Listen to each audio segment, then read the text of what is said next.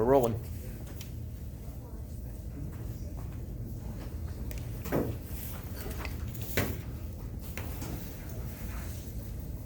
Any questions?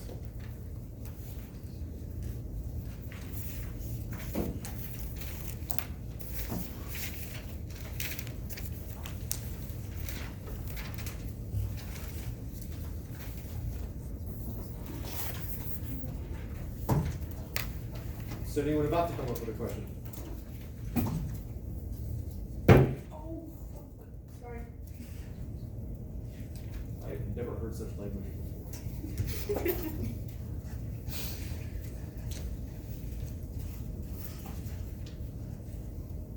a question. Yes, Ashley. Were those all of the papers that you had graded? Because I think I turned in my master set 6, but I didn't get it back. Right, Master Set 6, I've definitely done through 3, I think, of all the ones that have been handed in. Oh, okay. And then I've done bits and pieces of some other ones. Okay, I was just making sure I didn't like forget to turn it in or anything.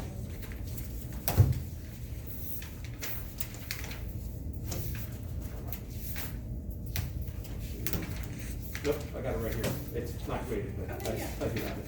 Yeah, you're good.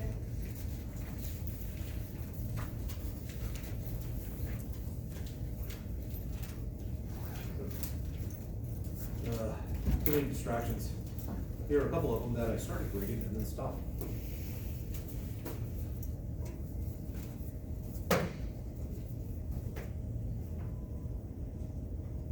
Can you summarize chapter 8? And 9 comes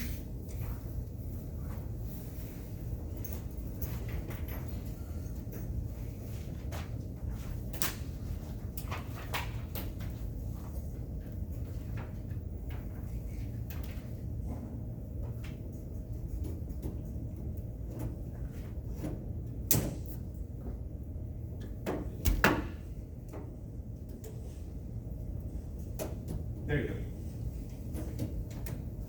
Is it all clear?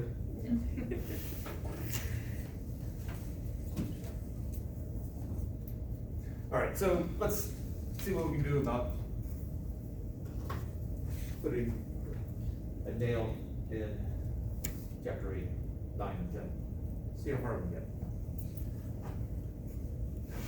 So we have done chapter 3, and actually all the stuff that we've done so far is all dealt with linear motion, sometimes referred to as translational motion. It's just things that move they can move in a curve, but they're not spinning.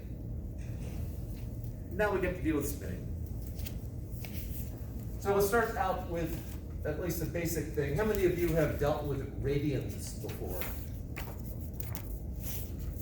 I got a half over there, I got a 3/4 over here. All right, so not many of you.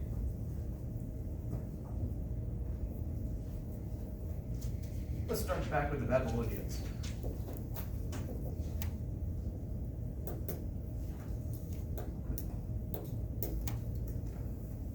$60 was a really important number to them.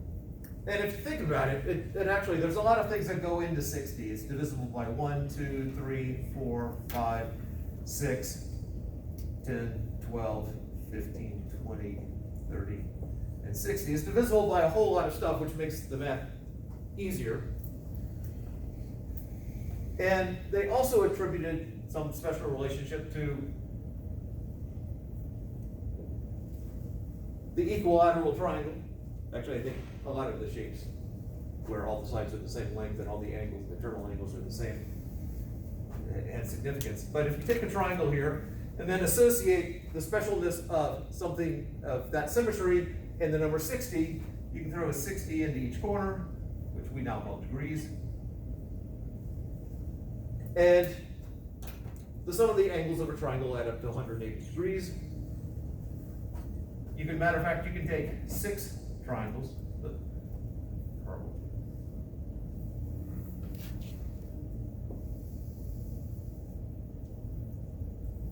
You can take 6 of these triangles, and it sort of looks like it forms a circle. At least, if you go all the way around, you got a circle right there. And I got 6 triangles, each with 60, what we now call degrees, in the in the middle here, so it's 360 degrees in a circle. Now, in 19th century, probably before that too, but 19th century, there was a big push to try to reduce all mathematics into the purity of nature. That they were trying to get rid of as much artificial man-made stuff as possible, and 360 degrees in a circle clearly was man-made. Despite the Babylonians think that it potentially was a gift from the gods. So they thought, all right, circles.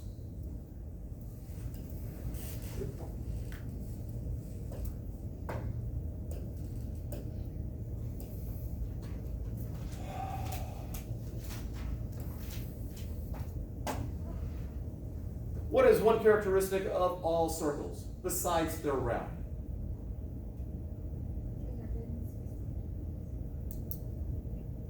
Okay.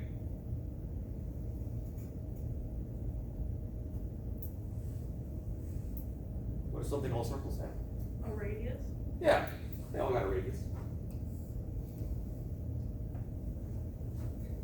So if you're trying to get down to the actual nature of a circle, and they all have a radius, it'd be really nice if we could come out with some relationship between the radius of a circle and that circle. There's something common. And it turns out that if I take that length right there, the radius, and I wrap it around the side,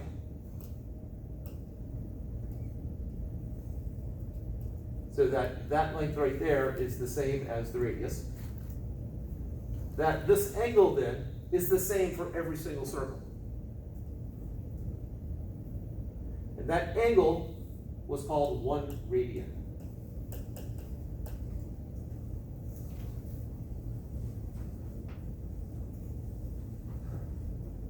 So now the question is, how many of these are there in an entire circle? Well, it turns out it's 6 and a little bit. But I think you know how many radians there are in an entire circle. Because how many radiuses are there around the edge of the circle? In other words, what is the formula for the circumference of a circle?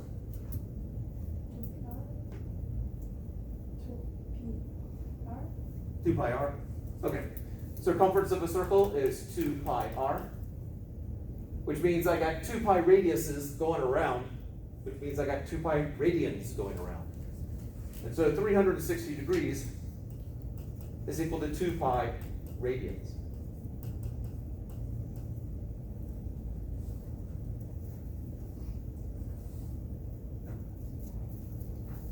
And then 180 degrees would be pi radians, and so forth.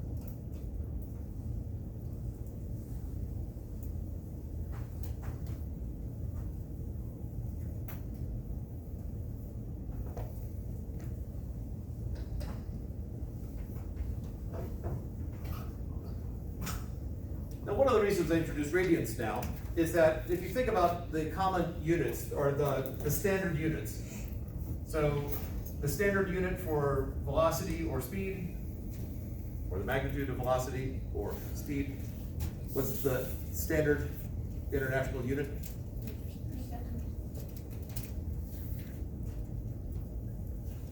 And for acceleration, Meters per second squared. and as some of you now know, for jerk,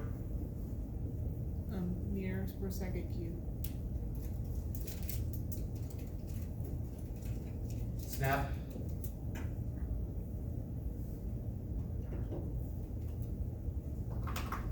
there's a pattern. To the 4th. Yes.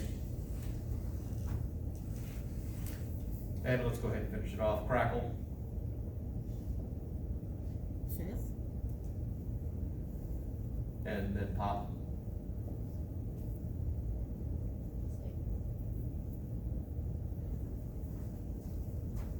All right. When you're dealing with rotational, it's going to look very similar, except it's going to be radians. So if we're talking about angular speed or angular velocity, first off, the symbol is omega. This is an omega, lowercase omega. LC, lowercase omega. And the SI units for that is a radian per second. Now, non-international standards, there's revolutions per minute.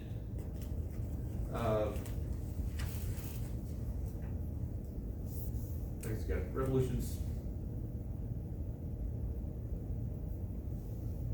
That's the primary one that I see, the RPMs. Angular acceleration. So this is angular speed or velocity, depends upon if it's a vector or not.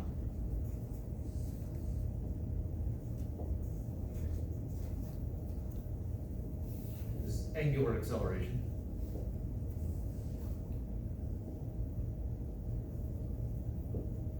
The symbol is an alpha.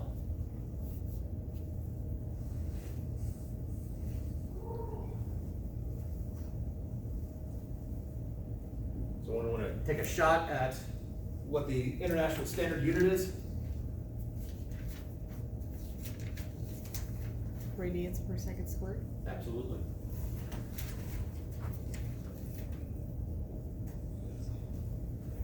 And the rest of it, I've never actually seen the rotational analog of those, so we'll stop there. And it turns out that for every, except potentially those, for all the ones that we have dealt with in the textbook, there's a rotational analog for it. And a lot of them use the Greek letters. It seems to be a habit more than anything else that they use Greek letters for rotational stuff. So let's go through that.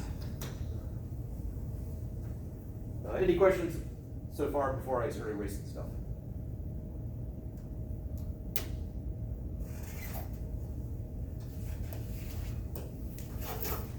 All right, so we've got the linear.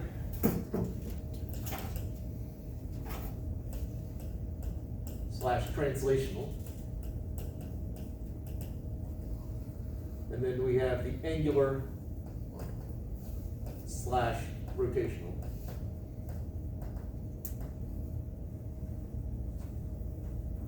So linear translational can be used interchangeably, angular rotational can be used interchangeably. It's just there tends to be a habit of which one is used. So we already talked about speed. Let's do the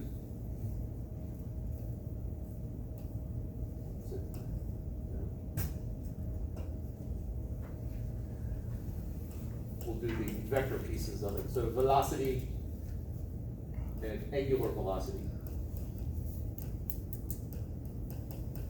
Now, by tradition, it's called angular velocity, but if you were with a crowd of physicists and you said rotational velocity, they know what you mean, and they're not probably going to get on you about that. They'll get on you about other things, but not that one. And the symbol over there is the omega. Angular acceleration, or acceleration. Angular acceleration, alpha.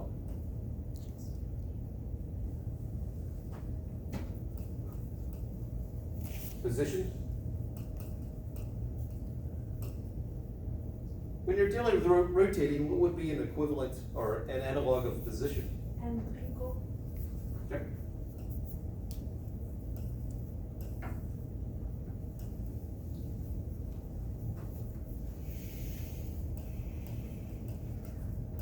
Displacement.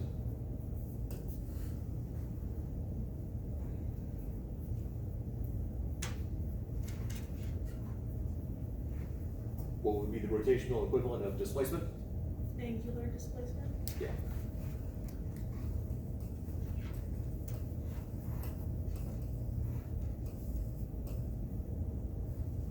Although the wording, they rarely are going to ask you for angular displacement. The question probably would say, through what angle does it rotate?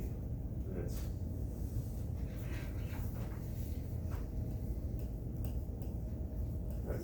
force. Torque. The symbol for that is a tau. Oh, this symbol right here is a theta. Lowercase theta. I think that's a lowercase tau, but I'm not, it's definitely think. Yeah, I'm pretty sure it's lowercase. And that's O. Then both of those are lowercase. And what's the other name for torque that's allowed in my class? GT Kabuka, or G2 Kabuka. Yeah. Have you looked up who he is? Okay. It's something about man. Say it again. Something about man. Something about he is a man. Yeah. So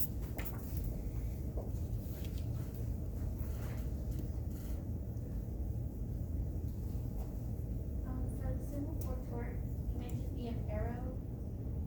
Or is that squiggly line? Oh, that right there? Yeah. That is a squiggly line. It looks kind of like a T, but it's not. Okay. Yeah, the tau has the squiggly line, and then the arrow on top of it says yellow vector.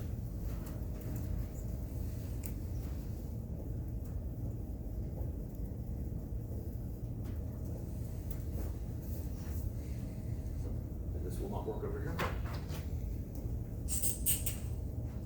So Newton's second law. What is Newton's second law? Total force equals mass times acceleration. All right. Oh, I didn't do mass over here, so let's get mass down.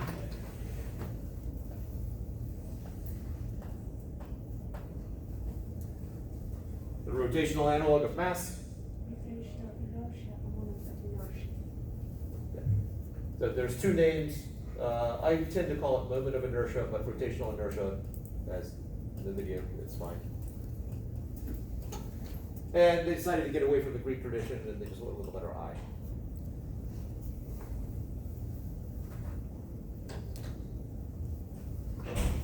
All right, so we can take any of the formulas we have, and we can just plug in the rotational analog, and hey, we got a new formula. So the analog of force is torque. The analog of mass is rotational inertia, or moment of inertia. And the analog of acceleration is angular acceleration. And hey, we got a formula.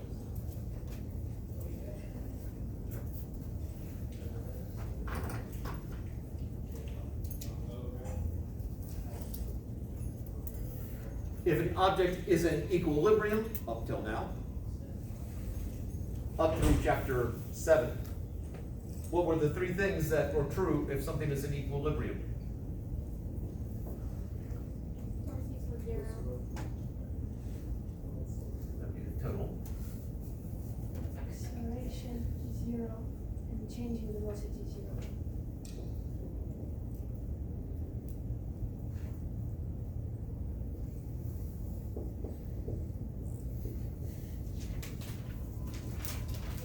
All right.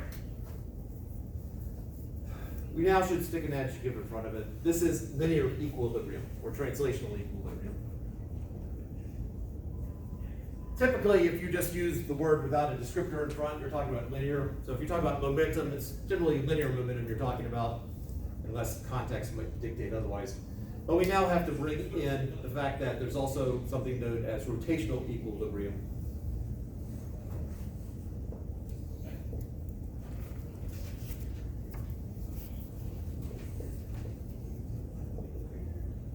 And there are three characteristics of that.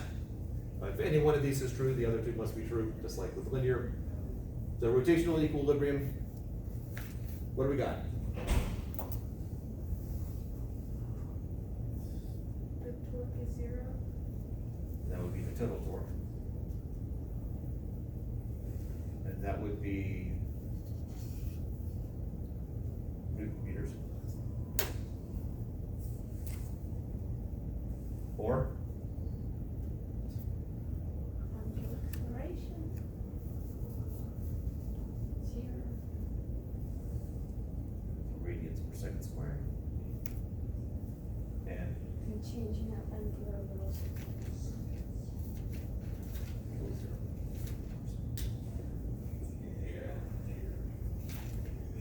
so right there, we doubled the number of equations that we've had up till now.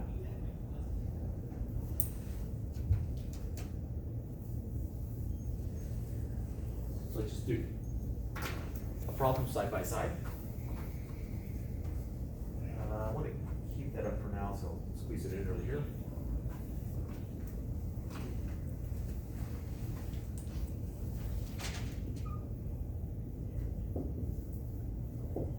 A rock falls from rest.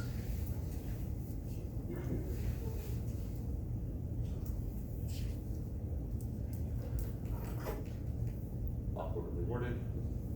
Falls from rest and falls for 3 seconds.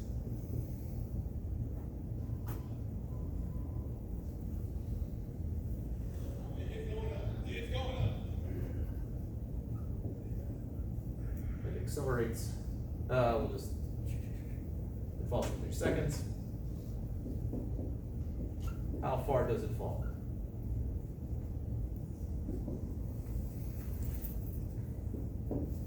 It's a chapter 3 problem. How would you go about solving this? Displacement formula. Displacement? Okay, displacement.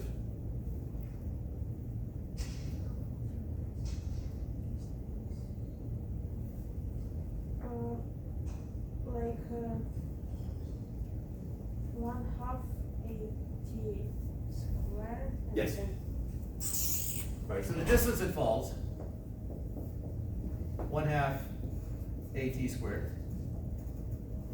I got 1/2, what's the acceleration, assuming it takes place near Earth? 9.8. And the time is 3 seconds.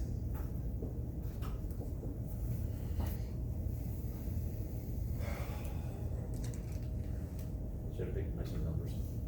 Oh well.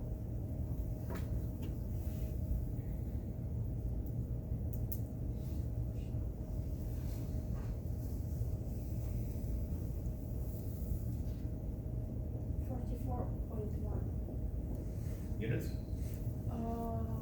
Meters per second squared. Oh, meters. Yeah. That's gonna be a second squared, which will cancel out with that second squared. All right, so it's gonna fall 44.1 meters.